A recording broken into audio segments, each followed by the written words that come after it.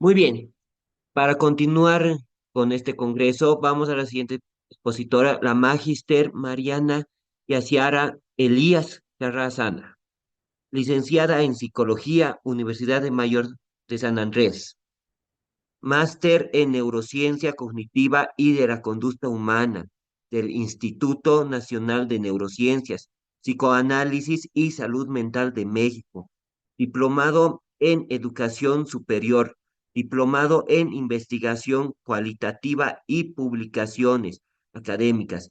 Tiene experiencia como docente universitaria, carrera de psicología.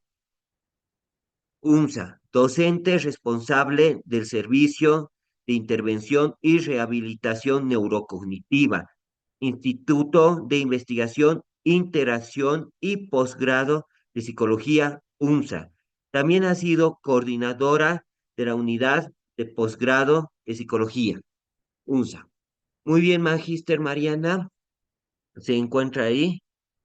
Sí, acá estoy, no sé Ella. si me escucha bien. Sí, se le escucha. Muchísimas gracias por responder. Muy bien, Magister, tiene 50 minutitos para exponer y le concedo la palabra. Ok, muchísimas gracias. Bueno, permítame antes compartir la presentación para que pueda iniciar pues, esta exposición y vamos a calcular. A ver, permítame y por favor quisiera que me confirmen si estoy compartiendo correctamente y además se ve pues en pantalla. Sí, se ve la diapositiva. Ok, bueno, muchísimas gracias. Entonces, por cualquier situación, pues respecto a las diapositivas, por favor, háganmelo saber, ¿sí? Bueno, agradecer en primera instancia pues la invitación que nos ha cruzado directamente la Alianza Internacional por la Salud Mental y también agradecer al director general de la Alianza, al magíster Juvenal Aguilar, quien es un amigo muy querido para mí y además la persona que nos ha ayudado en la fundación pues del capítulo boliviano de neurociencia. Para nosotros como psicólogos, como neurocientistas y parte de las personas que hemos podido fundar el capítulo, es un placer llevar para todos los asistentes a este congreso pues las reflexiones que hacemos en nuestro capítulo respecto a temas específicos que tocamos y que, digamos, profundizamos pues en nuestro capítulo boliviano de neurociencias. En este sentido, nosotros tenemos la posibilidad en este Congreso de Psicología y Salud Mental de exponer algunos elementos que nos interesan desde la neurociencia cognitiva. Bueno, yo tengo una formación en una maestría en neurociencia cognitiva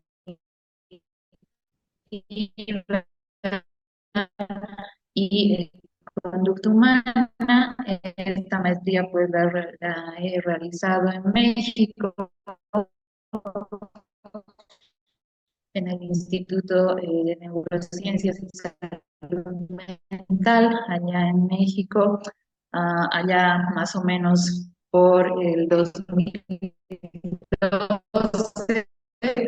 Sí, y volviendo me ha permitido tener una subespecialización en ese sentido, pues para poder brindarles en México, ¿no? Entonces, me gusta muchísimo el área de especialización pues, que he elegido porque me permite principalmente ahondar muchísimo más en las nociones específicas respecto a elementos, por ejemplo, fenómenos, ¿no? Que se dan desde la propia psicología y que en cierta medida por muchos años han sido estudiados desde otros puntos de vista, ¿no? Donde las explicaciones partían específicamente de nociones, por ejemplo, sociales o nociones principalmente económicas, ¿no? O políticas, ¿no?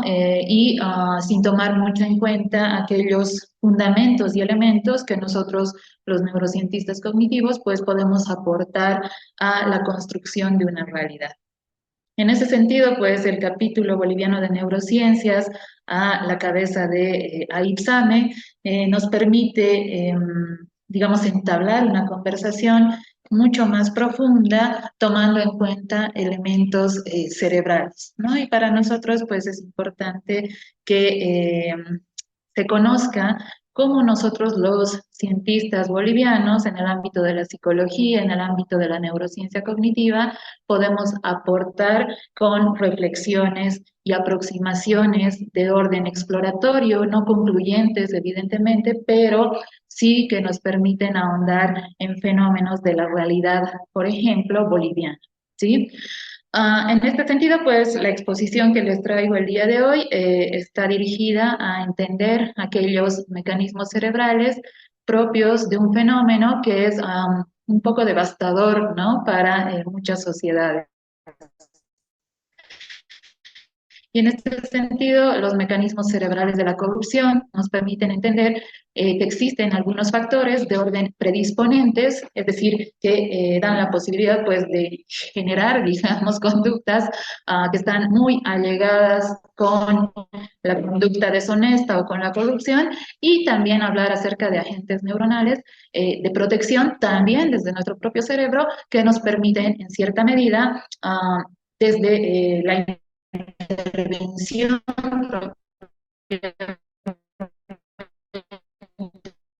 neurocognitiva, entrenar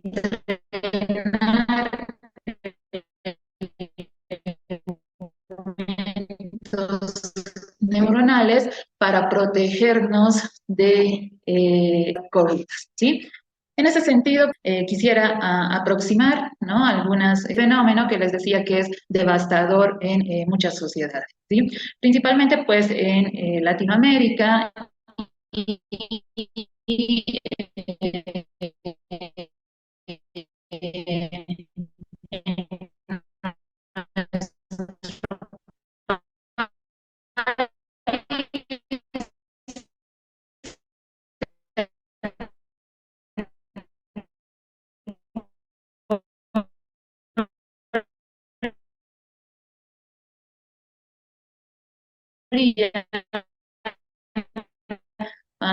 se vive esta realidad eh, lastimosamente muy frecuentemente, ¿no? Entonces, es un flagelo social que ha devastado y ha socavado principalmente pues la confianza, ministran, por ejemplo, el Estado, ¿no? Acá han cogido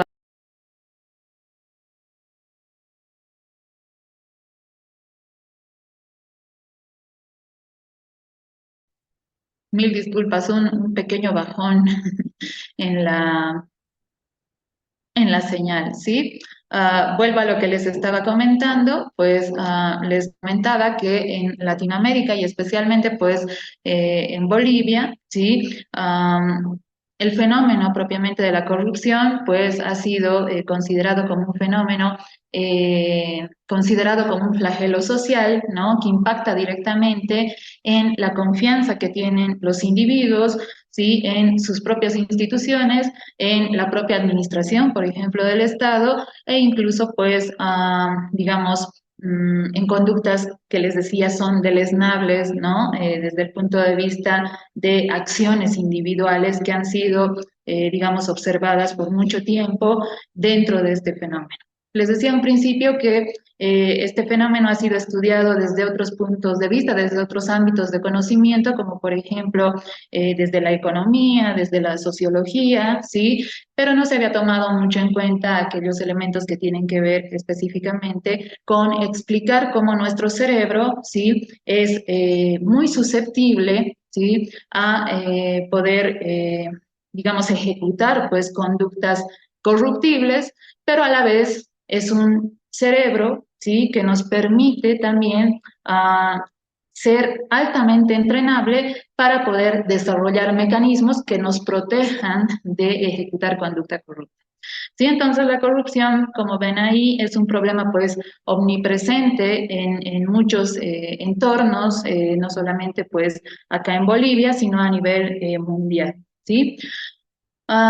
Podemos observar, por ejemplo, casos, digamos, muy importantes que se han dado a nivel Latinoamérica y probablemente muchos de nosotros, pues, hemos vivido muy de cerca estos casos, no solamente conociéndolos a través, ¿no?, de noticias que han impactado, digamos, a nivel mundial respecto a la corrupción que existe, por ejemplo, en ámbitos de gobierno en Latinoamérica, ¿sí? En ámbitos también del sector, digamos, empresarial y privado, ¿no? Que se han dado, pues, casos específicos, ¿no? Por ejemplo, ahí tenemos uno de los casos más comentados, ¿no? Más estudiados, ¿no? Más propiamente vistos en Perú, donde este asesor, ¿no?, del expresidente peruano Alberto Fujimori, el señor Vladimiro Montesinos, pues había sido sentenciado por corrupción, ¿no? Entonces ahí ven justamente una captura de un video, ¿no?, que realizan acerca de cómo él está acopiando pues un montón de fajos de billetes, ¿no?, para poder sobornar pues a otras personas, ¿no? Entonces ahí, como bien dice el titular, pues compró lealtades, ¿no?, apilando fajos de dinero uno sobre otro. Entonces, la conducta, ¿no?, es evidente, es observable y puede ser explicada desde elementos, pues, cerebrales. ¿Sí? Aquí tenemos otra noticia que también nos ha tocado a varios países de Latinoamérica, donde este señor que vemos en la fotografía es Marcelo Odebrecht, ¿sí?, que era considerado pues uno de los hombres de negocio más poderosos dentro del Brasil y que ha sido condenado a prisión, claro, por ser parte de la trama de corrupción en Petrobras, ¿no? Entonces, digamos, esta situación que se ha originado a través de esta administración corrupta, pues de este señor, ha impactado en otros países como el nuestro, como Bolivia, ¿sí? Aquí vemos otra fotografía, otra captura, donde el expresidente de Nicaragua, ¿sí?, Arnaldo Alemán, había sido enjuiciado y condenado por corrupción, ¿no?, en su país. Propiamente, como bien dice ahí, Transparencia Internacional, pues, ha calificado su gestión como acaparamiento del poder, ¿no? Y entonces entendemos, ¿no?, que existen también algunas conductas que probablemente no son tan, digamos, magníficas como estos casos que han sido comentados pues a nivel mundial, sino que también entendemos que actos deshonestos que en cierta medida son menores a aquellos que no han sido, digamos, altamente públicos, ¿no? Como por ejemplo, estamos viendo cómo hacer trampa en un examen, ¿sí? Podrían debilitar directamente aquel mecanismo biológico cerebral, ¿no?, que nos impulsa a actuar correctamente, ¿no? Y hablando del mecanismo justamente biológico, o en nuestro caso, pues el mecanismo neurobiológico que nos impulsa a actuar correctamente, pues nuestro cerebro tiene estructuras específicas que nos ayudan a valorar, ¿sí?, las consecuencias, por ejemplo, a largo plazo acerca de nuestros actos y que pues están ahí en nuestro cerebro justamente para protegernos en casos de corrupción. ¿Sí? Acá les voy a mostrar algunos elementos respecto a casos famosos también que han habido, pues específicamente en Bolivia, ¿sí?, donde, pues como ven ahí, son relevantes para nuestra población porque han significado no solamente el poder observar cómo administradores públicos, como personas dentro del gobierno, ¿sí?, ejecutaban pues actos grandes de corrupción y además han socavado también, por ejemplo, la propia economía de nuestro país, ¿no? Entonces, ahí tenemos elementos tales como el caso ENFE en 1995 o de repente, pues, un caso muy famoso del Banco Sur entre 1994 y 1997 que ha significado una pérdida millonaria donde varios bancos han tenido pues que cerrar, ¿sí?, sus digamos, sus actividades porque han sufrido pérdidas significativas, ¿no? En cuanto a actos de corrupción se han dado. Casos muy famosos también como el caso Lavallato, relacionado justamente con lo que había sucedido con Petrobras, y al mismo tiempo pues un caso muy comentado en Bolivia acerca del caso CAMSE, ¿sí? Donde se ha beneficiado, digamos, a personas específicas para que generen pues una administración a partir de la influencia de poder, ¿no? Y un caso eh, digamos, muy comentado en nuestro país, pues es el caso Fondioc, ¿sí? Que es el caso del fondo indígena, ¿sí? Donde la administradora resultó ser suegra, pues, de nuestro expresidente, del expresidente Morales, y en este sentido, pues, ha directamente robado, pues, los fondos del fondo indígena y, pues, ha sido un caso en extremo comentado donde ni siquiera se ha podido cumplir con, digamos, con el juicio y además con el castigo, digamos, que debería haber sido ejecutado, pues, para esta persona que ha robado, pues, mucho dinero en el fondo indígena. ¿Sí? Entonces aquí tenemos pues algunos titulares propios de nuestro país donde se habla acerca de estos casos, ¿no? Ahí vemos justamente el caso que se ha desatado en el banco, con el caso del Banco Sur, ¿no? Donde se ha considerado este como una estafa, ¿no? La gran estafa del siglo, con una pérdida de alrededor de 1.000 millones, ¿sí? De dólares, forzando pues a la quiebra de otros bancos. ¿Sí? Ahí tenemos el caso Lavallato, ¿sí? Donde se indaga que han habido al menos 51 posibles coimas, ¿no? Por al menos 4 millones de dólares cada una, ¿no? Ahí tenemos el desfalco que ha sufrido pues el fondo indígena en nuestro país por alrededor de más de 100 millones de bolivianos que ha quedado finalmente en la impunidad, ¿sí? Y en este sentido, pues nuestros administradores del Estado, ¿sí? Específicamente expresidentes, ex ministros, ¿sí? Han hecho utilización de su poder para poder implicarse incluso, ¿no? Fíjense ahí, en un escándalo por tráfico de influencias, ¿no? Entonces, pues realmente es una realidad que en cierta medida nos ocasiona mucha tristeza, son datos desalentadores, pero pues nada, están mediados justamente por estas nociones acerca de la corrupción que nosotros tenemos. Por ejemplo, pues daño económico, sí, uso indebido de influencias, irregularidades, fraude, desfalco de fondos, sobornos a funcionarios, tráfico de influencias, son altamente comentados pues en nuestro país, ¿sí? Entonces, les decía que la neurociencia cognitiva nos permite hacer un abordaje exploratorio, ¿sí?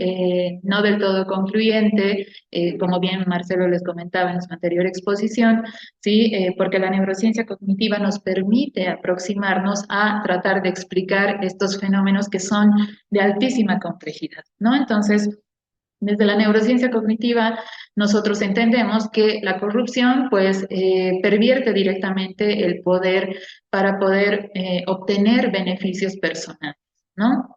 Entonces, desde la neurociencia cognitiva nos hemos preguntado, pues, cuáles son las raíces principalmente de la corrupción, más allá de las explicaciones solamente fenomenológicas o de repente, pues, explicaciones sociales, culturales y demás, ¿no? Entonces, queremos indagar a profundidad qué sucede en el cerebro de una persona que comete actos de corrupción. ¿Sí? Entonces, entendemos que el cerebro, ¿sí? Puede ser tanto el origen de la corrupción como la solución a la corrupción.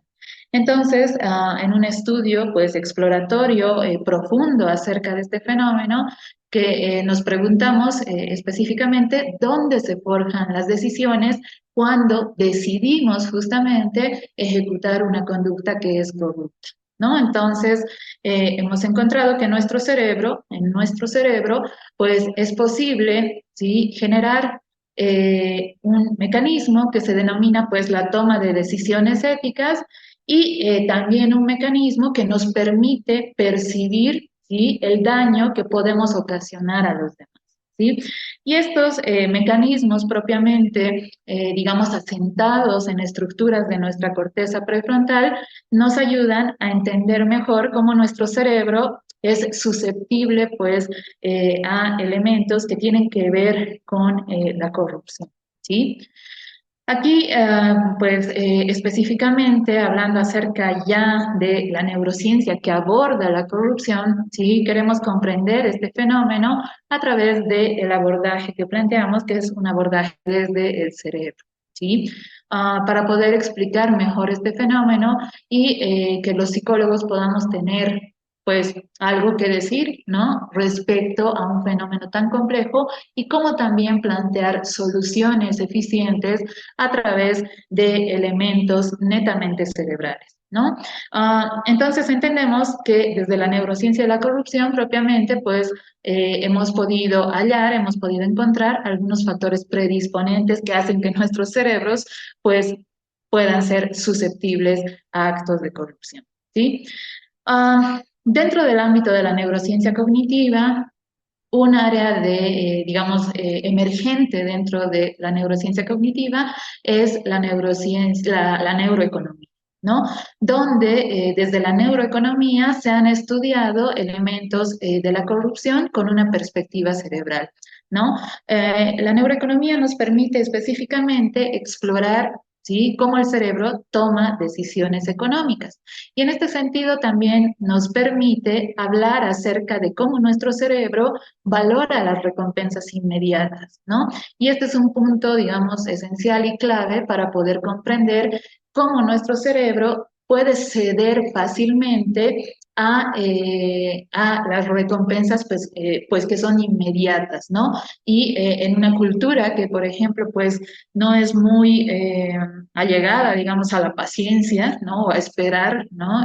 Digamos, resultados a largo plazo, ¿sí? Nuestro cerebro puede optar por generar recompensas inmediatas que también pues le traigan cierto tipo de satisfacción. ¿Sí? La neuroeconomía arroja una luz muy importante sobre la lucha interna que existe en nuestro cerebro para la toma de decisiones o para valorar, ¿no?, lo que es el bien común y el beneficio personal.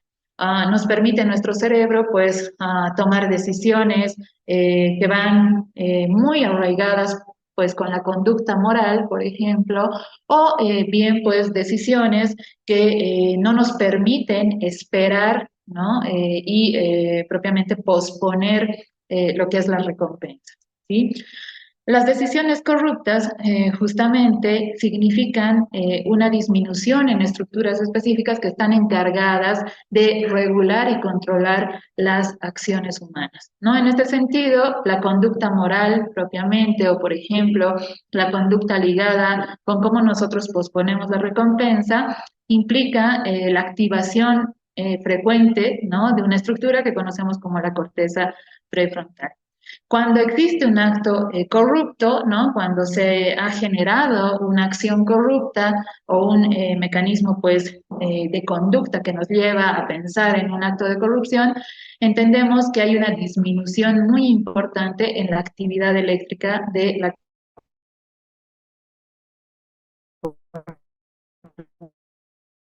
corteza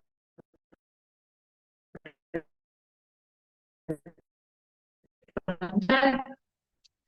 Y por el contrario, una acción o una estructuras, el núcleo accumbens, ¿sí?, y la propia actividad eléctrica del córtex prefrontal interactúan constantemente, constantemente. Entonces, el núcleo accumbens, por ejemplo, ¿no?, cuando magnifica su actividad, lo que hace la corteza prefrontal es reducir o regular, ¿sí?, la actividad del núcleo accumbens para establecer un equilibrio entre ambas estructuras.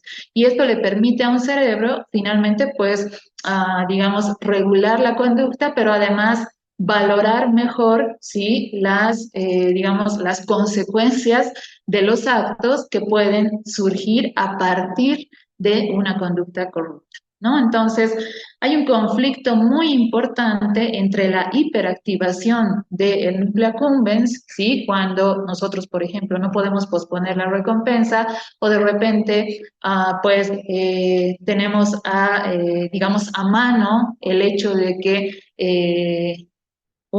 por ejemplo, un soborno nos ayuda a conseguir, digamos, recompensas inmediatas, ¿no? Entonces, en este sentido, el núcleo accumbens y la corteza prefrontal entran en un conflicto, ¿no? Entre lo que es correcto, entre lo que el núcleo accumbens desea, ¿sí? Y en el tiempo para obtenerlo. ¿Sí? Entonces, parece ser que nuestro cerebro en este conflicto pues está buscando recompensas grandes a corto plazo, ¿no? Y esto genera, pues, a la larga, comportamiento corrupto, ¿sí? Aquí vemos algunos elementos también estructurales funcionales donde participa directamente acerca de la conducta corrupta, pues una estructura que se llama el área mesolímbica de nuestro cerebro y en este circuito, ¿no? En este circuito mesolímbico nos vamos a encontrar con otro circuito que es el circuito dopaminérgico de nuestro cerebro,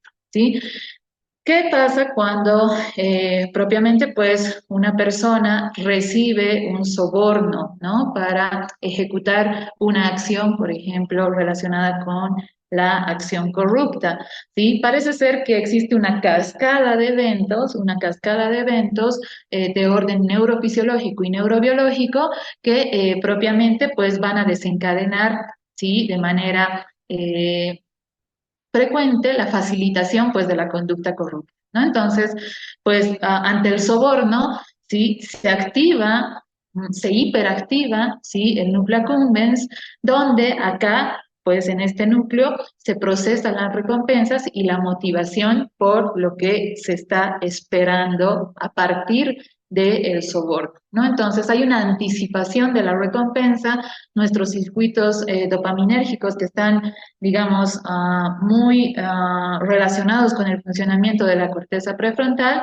pues van a generar una liberación de dopamina muy importante en áreas de las estructuras prefrontales y también mesolímbicas. ¿Sí? En este sentido, pues ante la anticipación a la recompensa, pues se activa un núcleo que tiene que ver con la activación de el área ventral propiamente del sistema límbico, donde hay una activación además del córtex mesolímbico con el núcleo accumbens, hay una liberación máxima de dopamina, ¿sí? Y nuestro cerebro principalmente pues recibe una sensación muy importante de placer y excitación pues anticipada ante el soborno, ¿no? Y todo esto, toda esta cascada de eventos neurofisiológicos, pues pueden desencadenar finalmente en una conducta fácilmente corruptible, ¿no?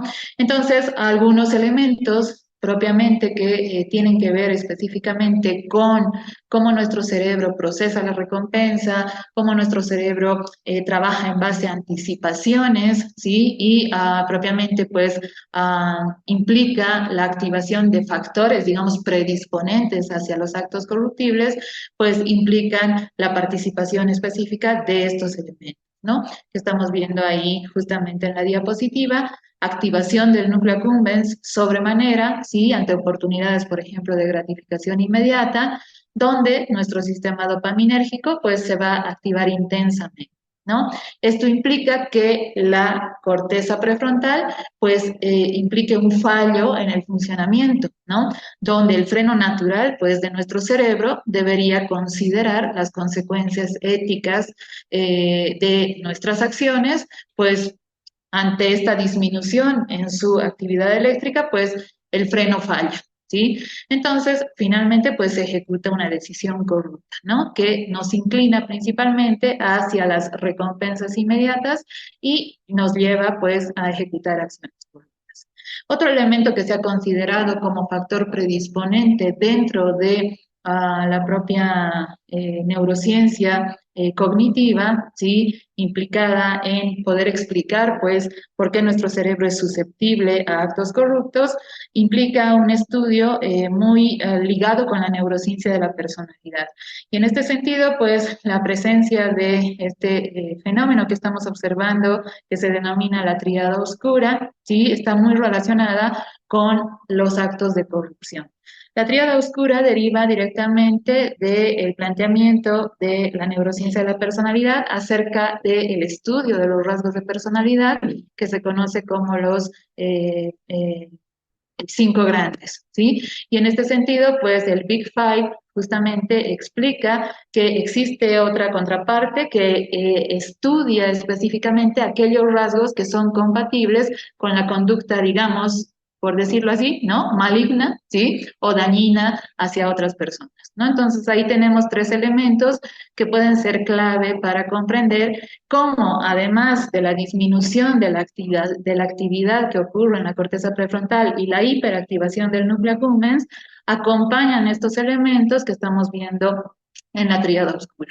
Por ejemplo, pues tenemos al narcisismo, ¿sí? Al maquiavelismo y a la psicopatía subclínica que nos ayudan a entender cómo estos rasgos de personalidad en una, digamos, mala suerte de que estén propiamente conjugados en su propia acción, ¿sí?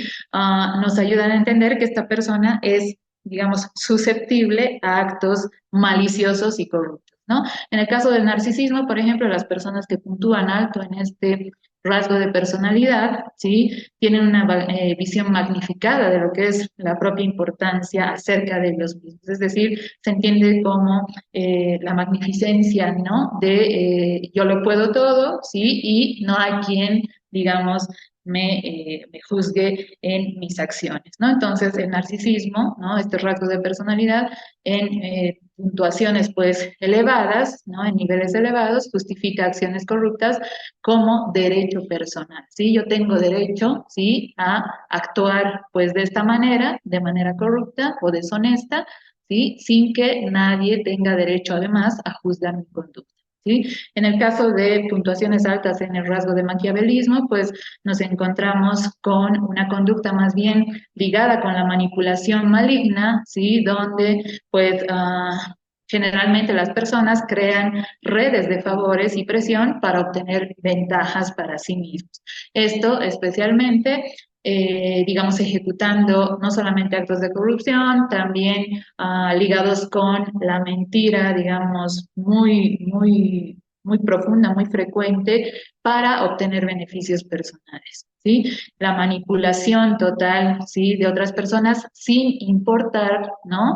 Digamos, las consecuencias y sin importar incluso los sentimientos o las emociones de otras personas que pueden estar involucradas en actos de corrupción.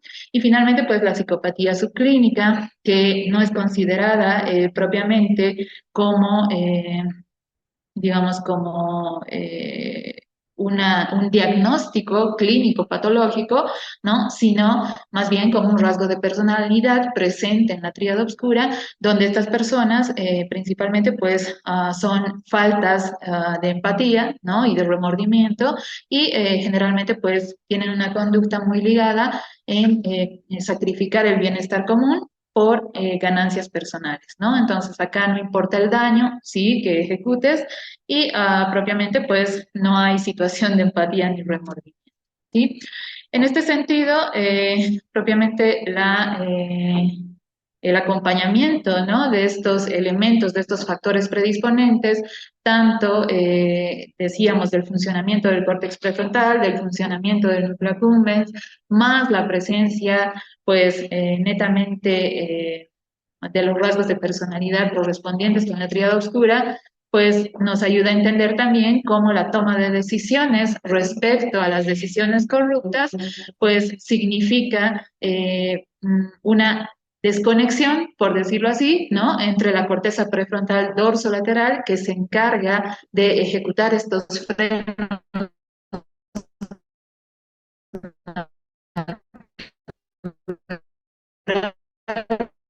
en nuestro cerebro y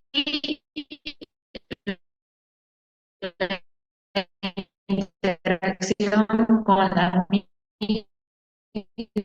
amígdala cerebral. En el caso de personas que toman decisiones corruptas, ¿no? Respecto a, por ejemplo, decisiones deshonestas, aceptar sobornos, ¿sí? Ejecutar, por ejemplo, influencias de poder.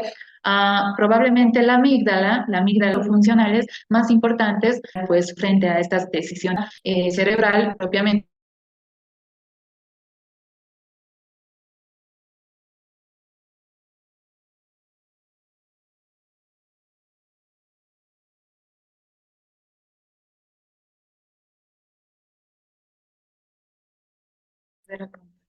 Perdón, nuevamente, perdón, un bajón en la señal, ¿sí? Estábamos diciendo propiamente que la amígdala, sí, la amígdala cerebral, pues actúa como un freno natural, ¿no? En esta interacción que tiene entre la corteza prefrontal dorsolateral y la activación de la amígdala cerebral. Lo que sucede, les decía, es que la amígdala actúa magnificando sentimientos, por ejemplo, como la culpa, como el miedo, como la vergüenza, ¿no? Que en cierta medida, pues estos sentimientos podrían realmente actuar como un freno, ¿no? Es decir, si yo siento culpa acerca de un acto de corrupción, ¿sí? Acerca de aceptar un soborno, ¿sí? Probablemente mi corteza prefrontal pues pueda, entre comillas, razonar de mejor manera, ¿no? Y además pensar en las consecuencias a largo plazo acerca de mis actos. ¿No? De la misma manera, si siento vergüenza, ¿no? Respecto a algunos eventos que pueden corromper, digamos, mis acciones desde el punto de vista moral. ¿Sí? Entonces la amígdala propiamente nos ayuda pues a controlar nuestros impulsos que están dominados frente al acto corrupto por el núcleo accumbens, ¿no? Entonces, una desregulación, por ejemplo, en la actividad de la amígdala cerebral podría impactar directamente en el control de impulsos de nuestro cerebro. Aquí tenemos algunos elementos que propiamente nos ayudan a entender que también como existen factores predisponentes, existen pues agentes neuronales para poder disminuir o para poder incluso extinguir la conducta corrupta. ¿Sí? En este sentido, pues una estructura cerebral muy importante es el córtex cingulado anterior que estamos viendo ahí pintadito en amarillo, donde esta estructura, ¿sí? En interacción frecuente con el funcionamiento de la corteza prefrontal, con el núcleo accumbens y con la amígdala cerebral, pues nos ayuda a detectar errores y conflictos éticos, ¿no? Y en este sentido, pues la corteza cingulada anterior propiamente pues nos va a ayudar a través de mecanismos de autorregulación ligados también con la conducta empática, ¿sí? A inhibir comportamientos corruptos. ¿Sí? Es un elemento crucial, digamos, de funcionamiento a nivel cerebral que propiamente pues se entiende como un agente neuronal, un agente de redes neuronales para poder controlar los riesgos que podemos tener, ¿no? Al cometer conducta corrupta, ¿sí? No sé cuánto tiempo me queda, pero bueno, voy a tratar de acelerar un poquito. ¿Sí?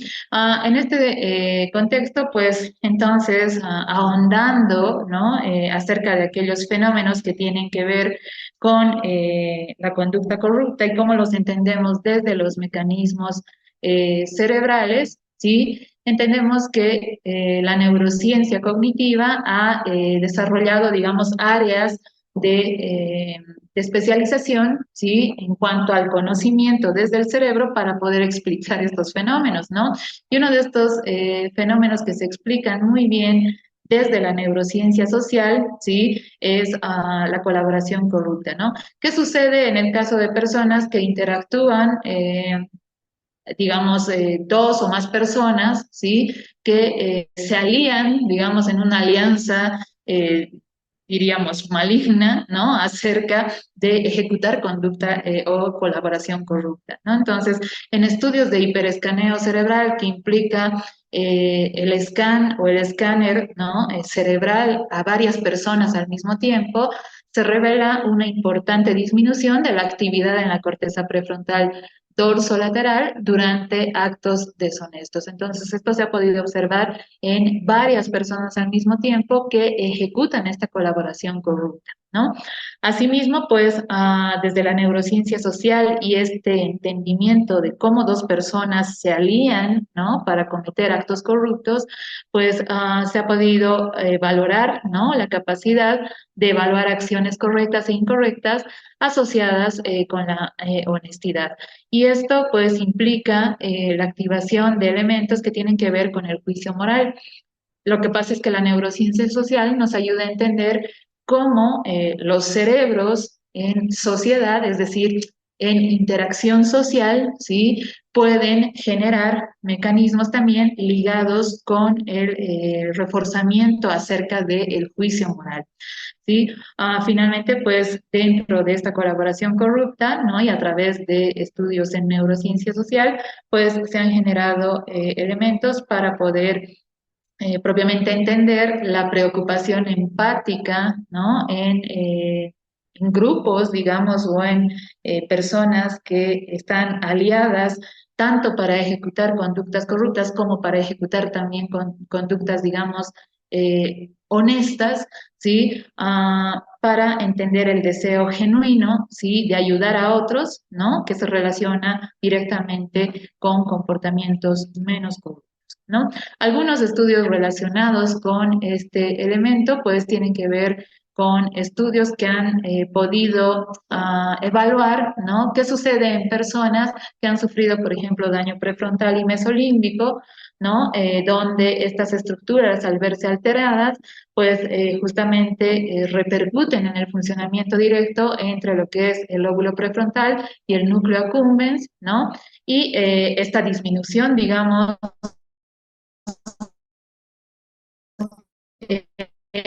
en la actividad de la, pues implica que estos individuos sean más propensos a decisiones impulsivas y deshonestas, ¿no? Atribuyendo esto pues a una falta importante de modulación en el sistema de recompensa cerebral. Mientras que, por ejemplo, en personas que habían sufrido algún daño específico en el núcleo accumbens, ¿no? Ligados con la conducta moral, ¿sí? Cuando estas personas sufren algún daño en esta estructura, tienden a tomar decisiones menos éticas en situaciones de dilemas morales, ¿sí? Nuestro cerebro, pues, se considera específicamente como una maravilla de la evolución, ¿sí? Y a lo largo de, pues, millones de años, ¿no? Digamos, de desarrollo evolutivo de nuestro cerebro, se han desarrollado, pues, estructuras muy ligadas con lo que compete a las interacciones sociales, ¿sí?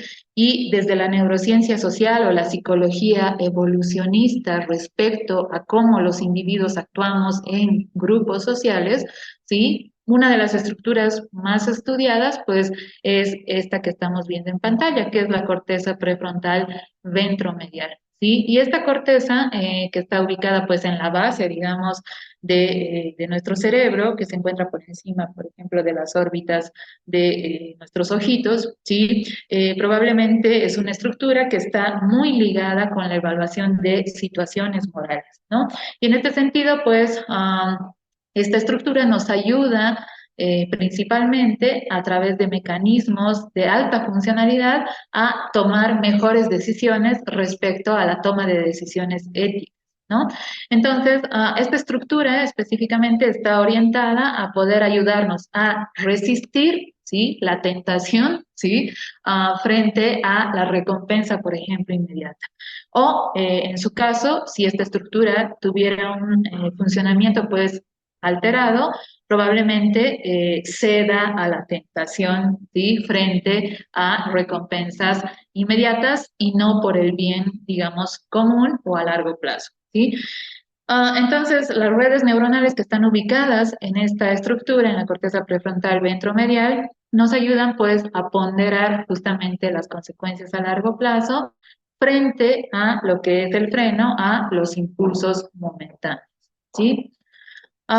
Permítanme hablarles acerca de este elemento que es justamente la cognición moral, ¿sí? Y la actividad cerebral, donde así como la neuroeconomía nos ayuda a entender algunos elementos respecto a la toma de decisiones éticas, morales, ligadas con la conducta, por ejemplo, económica, ¿sí? En este caso también la neurociencia cognitiva tiene un área que está emergiendo que se conoce como la neuroética, ¿no? Y la neuroética nos ayuda a explorar principalmente la base neural de las decisiones morales, ¿sí? Para poder explicar, pues, cuál es la base propiamente de redes neuronales implicadas en la conducta ética y en poder estudiar más a profundidad los comportamientos éticos, ¿no? Entonces, se han detectado, ¿sí? A través de estos elementos relacionados con la neuroética y cómo existe una base neural para decisiones morales, pues se han detectado dos áreas clave importantes para desarrollar pues la conducta moral. Y en este sentido, pues tenemos a la corteza prefrontal medial y al giro temporal superior, que son esenciales en la creación de mecanismos que tienen que ver muchísimo, por ejemplo, con un fenómeno que ocurre en estructuras de la corteza prefrontal de nuestro cerebro que se denominan las funciones ejecutivas. Y en ese caso, una de las funciones ejecutivas muy ligada con la actividad de la corteza prefrontal medial y el giro temporal superior tiene que ver con los mecanismos de la teoría de la mente o lo que conocemos pues en neurociencia cognitiva como la cognición social. ¿Sí? La cognición social propiamente nos ayuda a entender las intenciones del otro, ¿sí? Respecto a cómo yo voy a asumir esas intenciones y además cómo voy a ejecutar mi conducta, ¿sí? Si soy capaz de reconocer, ¿sí? Las intenciones del otro, pero además soy capaz de reconocer si mi conducta puede afectar a otra persona, ¿sí? Entonces probablemente, ¿sí? La cognición social o la teoría de la mente me ayude a frenar, pues, la conducta deshonesta, ¿no? ¿Qué implicaciones han habido en el estudio de la cognición moral y la actividad cerebral? Pues se han podido estudiar muy a detalle qué disfunciones importantes en estas áreas pueden reducir la sensibilidad moral y facilitar actos de corrupción. Un último elemento que podría ser propiamente ligado con aquellos factores neuronales protectores para nuestro cerebro, pues es el coeficiente intelectual. ¿Sí? Y en este caso se ha estudiado desde la neurociencia cognitiva específicamente cómo el coeficiente intelectual influye directamente en la anticipación de las consecuencias a largo plazo. ¿Sí? Esto quiere decir que personas que tienen altos puntajes propiamente en coeficiente intelectual, eh, podríamos estar considerando que esas personas tienen un mayor grosor, ¿sí? O un mayor volumen, pues, a nivel de estructuras corticales de la corteza prefrontal. Esto implica que hay una mayor activación, ¿sí? El alto coeficiente intelectual se asocia, pues, con una mayor activación en la corteza prefrontal, lo cual repercute directamente en cómo nuestro córtex prefrontal puede regular muy bien la actividad del núcleo accumbens, ¿no? Entonces, en este caso, sí, mayor coeficiente intelectual, mayor actividad de la corteza prefrontal y por tanto, sí, propiamente, pues los frenos naturales frente a la conducta corrupta, pues se activan de mejor manera, ¿no? Y esto nos va a permitir, pues, entender que un coeficiente elevado puede actuar, sí, como un freno directo ante las decisiones corruptas.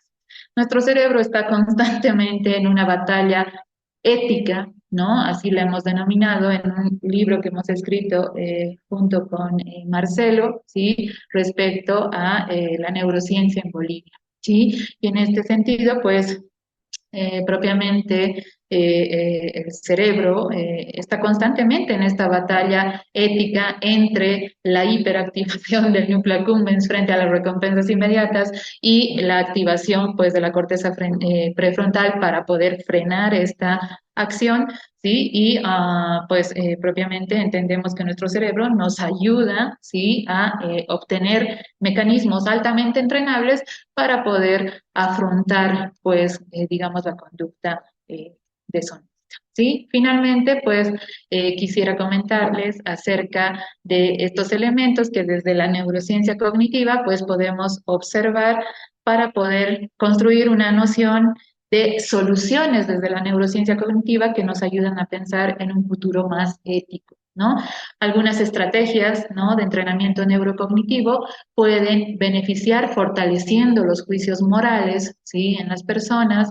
Entendemos también que desde el conocimiento en la regulación del sistema de recompensas podemos beneficiar a las personas a reducir su inclinación a decisiones corruptas y evidentemente un elemento fundamental, diría yo, es la educación en valores con evidencia cerebral. Estos valores, ¿no?, con evidencia cerebral desde el punto de vista de la propiamente neuroeducación o la neuropsicoeducación, ¿sí? Pueden beneficiar directamente a promover la integridad, pues, arraigada, ¿sí? Desde que somos niños, ¿sí? Y ayudar, pues, a nuestra sociedad a obtener, pues, conductas mucho más éticas y a disminuir realmente, pues, elementos que están relacionados con la conducta deshonesta y la corrupción, que les decía un principio que es altamente deleznable para nuestra sociedad.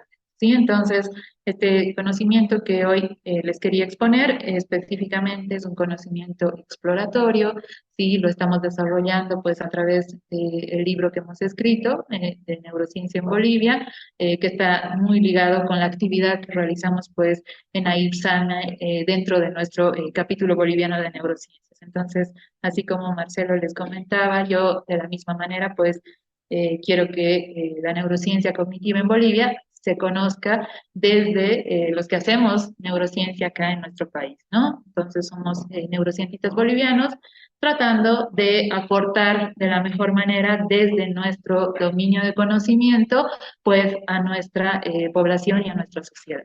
¿Sí? Bueno, muchísimas gracias pues por su paciencia y pues ya he terminado con esta exposición. Muy bien. Muchísimas gracias, Magister, Mariana, por tan excelente exposición. Y ya, muy bien. Antes de continuar la siguiente exposición, tenemos tiempo para responder una pregunta. Si alguien quiere hacer una pregunta, puede escribir por el chat.